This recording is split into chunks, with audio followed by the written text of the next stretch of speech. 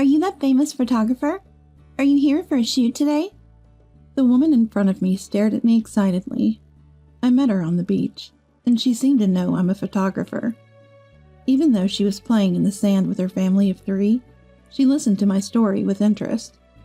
I recall my early days as a photographer, when I couldn't convince anyone I was a professional, and no one would agree to be interviewed. It's a poignant memory.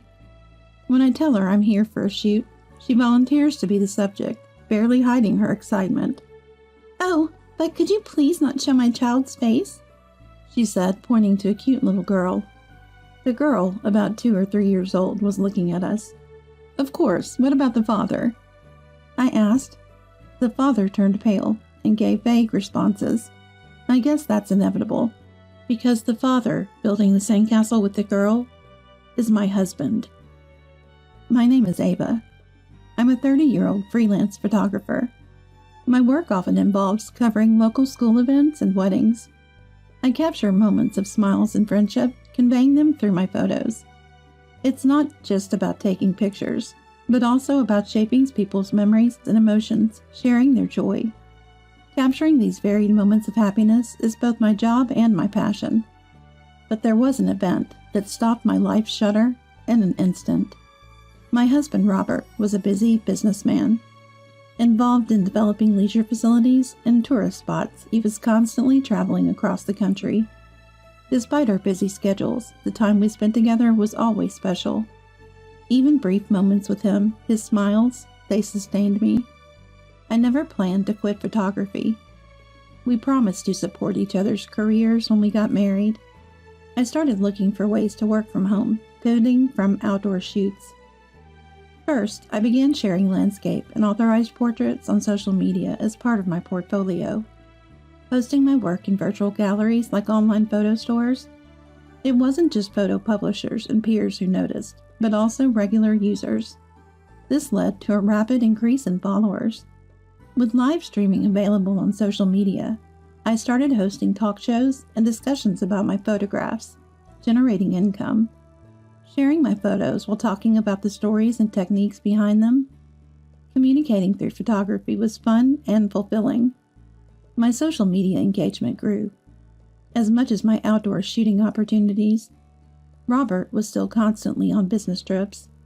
I ended up spending more time with my in-laws, who thankfully took an interest in my social media activities. I got closer to them while teaching them about smartphones and social media. They often watched my photos and live streams. They're both great people, making me feel less lonely during my husband's trips, leading to fulfilling days. However, we don't have children. Despite many tests, we just couldn't conceive. Both of us wanted kids, so not having them after several years of marriage strained our relationship. Initially supportive, Robert grew tired of the lengthy treatments, and I could feel us drifting apart. Just when his project reached a crucial phase, he started traveling more, sometimes not returning for 3 or 4 days. His focus shifted from our uncertain treatments to his challenging work. His interest in having children faded. His concerns for me dwindled, replaced by constant talk about work. Feeling lonely, I tried to understand his busyness. But no matter how understanding we weren't emotionally close. Just yesterday, he had a meeting with a client, and it seems a new project is starting. "I'll probably be away for a while starting next week," he said, pulling shirts and other laundry from his large suitcase. He had just returned home, but I hurried to do the laundry. If it's not done, Robert won't bother with dry cleaning. He'll just buy new shirts. "It's faster and less risky," he says, but I prefer to save where I can. "So what about the hospital?" "It's impossible. Don't we need to go there directly? I can't leave work, and next week is just not going to work for me." I sighed softly, making sure my husband couldn't hear. I had made an appointment at the hospital, but if he said he was going on a business trip, there was nothing I could do. I didn't want to inconvenience his company or interfere with his work, which was being appreciated. I don't want to be a bother. "Well, it's tough being busy, isn't it? Ava, you're often out for photo shoots too. Let's both do our best at work." "Yeah, take care of yourself too, Robert." I was turned down quickly, but I held back.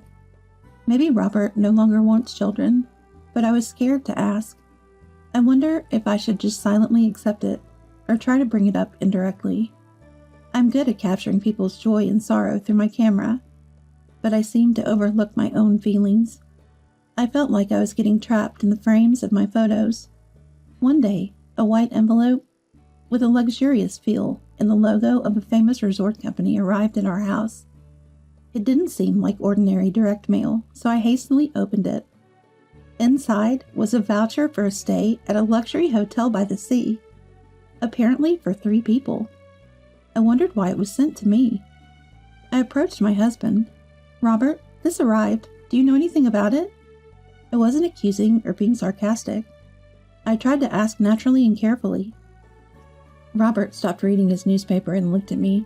He was expressionless, but his gaze hardened slightly, almost glaring. I had never been looked at like that, and it made me sad. "Oh, that. A colleague couldn't make it, so I booked it instead. It's nothing weird. Just give it back to me." He reached out his hand. I handed over the envelope and tickets without saying a word. Robert took them, almost snatching them away. But when he saw the address, he looked at me, clearly annoyed. "This is addressed to me. Don't open my mail without asking." I apologized hurriedly. My husband, being in sales, receives various DMs as greetings. Those that arrive at home, I usually discard casually, so I was surprised to upset him. "I'm sorry. I didn't know it was direct mail. Just checking." "I'm here today. You could have asked." Robert took the envelope and went back to his room. I couldn't pursue the matter of the tickets any further. I wasn't quite convinced why he had to book tickets for a colleague, but I had no choice but to accept his explanation. However, less than half a month later, another change occurred. It was April, just before a long weekend. There was supposed to be a memorial service at my in-laws, but suddenly he said he had a long business trip. I was initially speechless. A business trip? Over the long weekend? In my line of work, I often get requests from families or for landscape photos. But there was a memorial service, so I had taken the time off. Not just freelancers, but generally companies are off during long weekends. Robert's company usually takes holidays too. Robert forced a smile, seemingly evasive. "It was a sudden decision. Had to be done.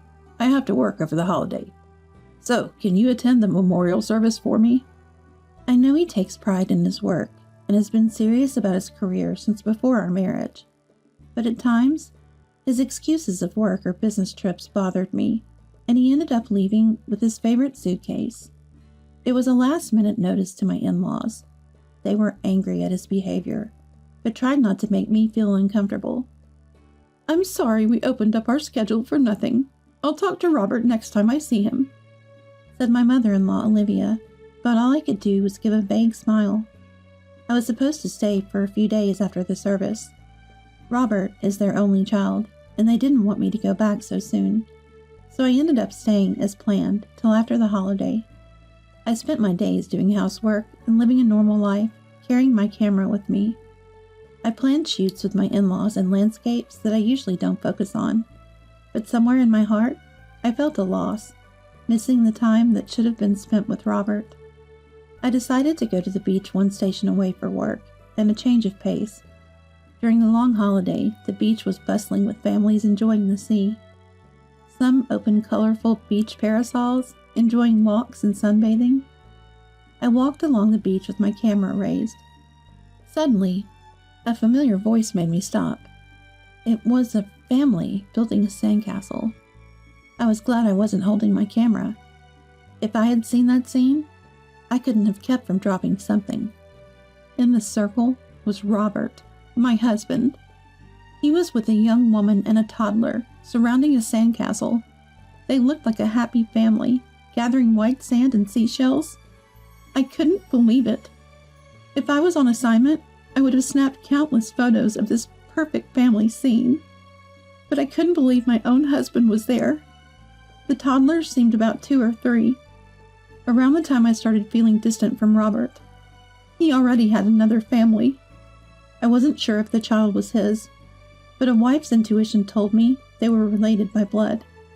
I took the plunge and called out. I bravely approached not Robert, but the woman.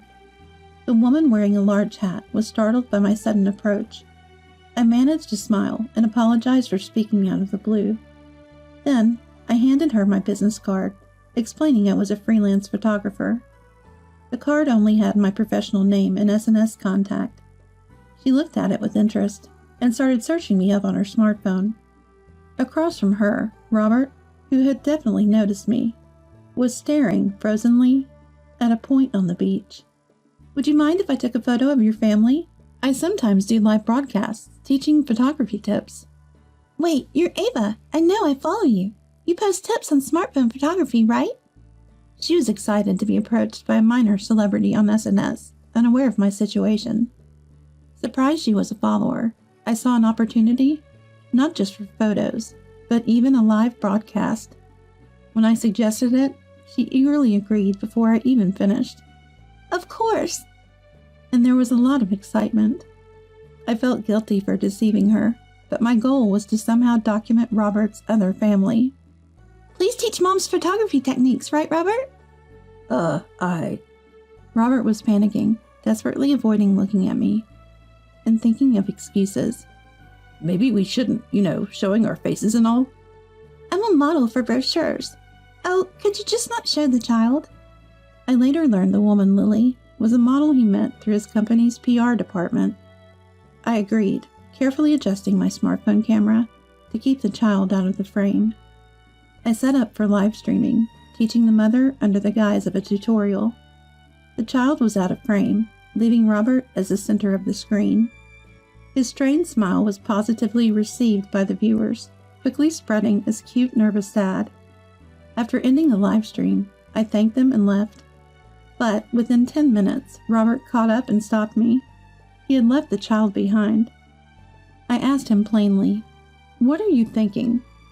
He was silent, probably too awkward with Lily, and ran to me instead.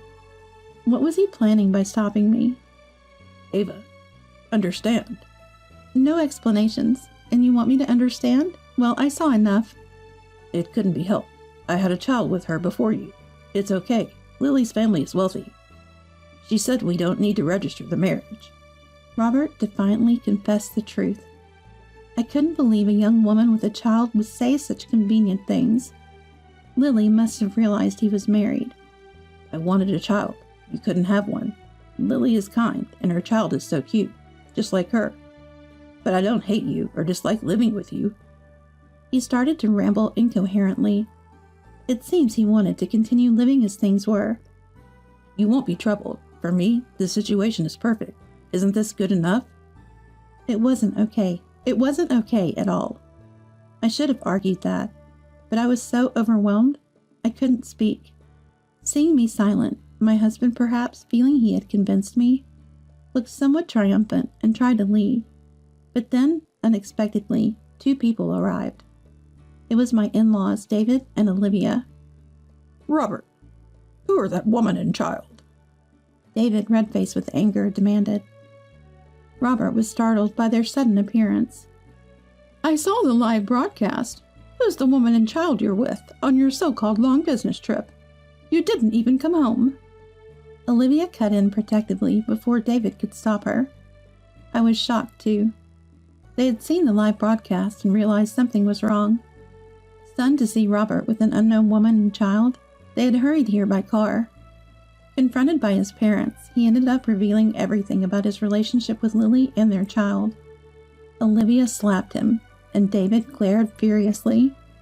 My in-laws decided to leave Robert there and take me home with them. Following their apologies and strong recommendation, I decided to get a divorce.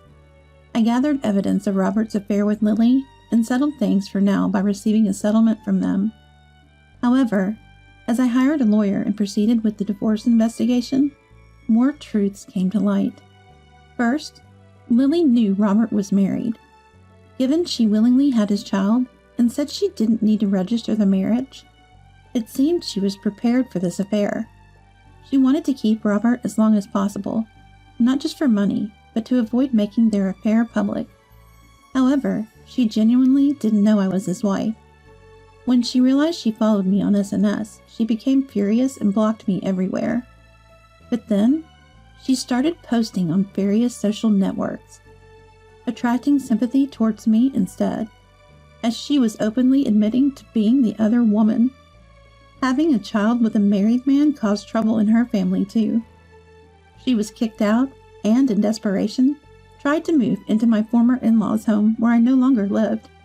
Naturally, my in-laws refused. As the investigation for the divorce settlement continued, numerous women and men started appearing around him. It turned out he had been having affairs with multiple partners during his business trips. Some of these affairs even involved engaged or married people. I decided to send the live broadcast data. A little investigation would show I was the wife broadcasting, and he was with his mistress and their child. As a result, women deceived into thinking he was single and husbands whose wives he stole became furious and confronted Robert. He ended up being sued from all directions, including by me, with no choice but to accept all of them. While the truth about him kept unfolding, Lily, incredibly, took the child and ran away. It was her choice to escape the situation with him. The uproar she caused on SNS settled, and her account disappeared, so I decided to let her go. But considering her nature of bragging about affairs on SNS, she wouldn't just disappear.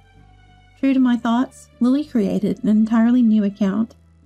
However, she repeatedly posted as a tragic heroine, was easily identified, and caused issues. She kept deleting her accounts when things got tough and creating new ones. Robert, abandoned even by Lily, tried to turn to his parents as a last resort. But learning he had numerous affairs, my in-laws became even more furious and decided to sever ties with their son. After the affair scandal, Robert ended up with a substantial divorce settlement. As the legal proceedings advanced, inquiries from his mistresses and their husbands started flooding his company, complicating matters further.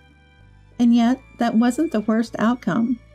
The scandal of exposing an affair with a child on SNS was unprecedented. When it was revealed that this happened during a business trip, rumors spread rapidly, and the company's facilities and reviews were flooded with angry comments. The loss of trust spread both inside and outside the company, and the management team felt a crisis, hurrying to devise a communication strategy. Unaccustomed to such situations, they had to hastily consult experts. Meanwhile, they tried to provide accurate information to employees and desperately worked to contain the confusion. This turmoil led to numerous inquiries and condemnations from both inside and outside the company, and Robert's reputation plummeted rapidly. He became a pariah at work. The company soon desired his resignation, and Robert had to look for a new job. Originally competent with good sales records, he was liked by the older generation who didn't use SNS, so he quickly found another job. But within half a year, he caused new troubles, like getting involved with the manager's wife and trying to charge hotel expenses for personal reasons. He was fired, joined a new company, but got fired again for relationship issues, and this cycle repeated. Now he's constantly driven out and looking for new jobs. Meanwhile, I continued my relationship with my former in-laws after the divorce. They were considerate in every way, and I lived peaceful days. Ending my relationship with Robert and starting anew was possible thanks to their support. After the divorce, I struggled with photographing children for a while. Even though my in-laws were also betrayed by their son, they supported me. They helped me believe that my relationship with Robert wasn't everything about marriage. One day, I photographed them talking peacefully. I plan to feature this photo prominently in my next online photo exhibition. They were quite embarrassed, but I think they will be pleased in the end.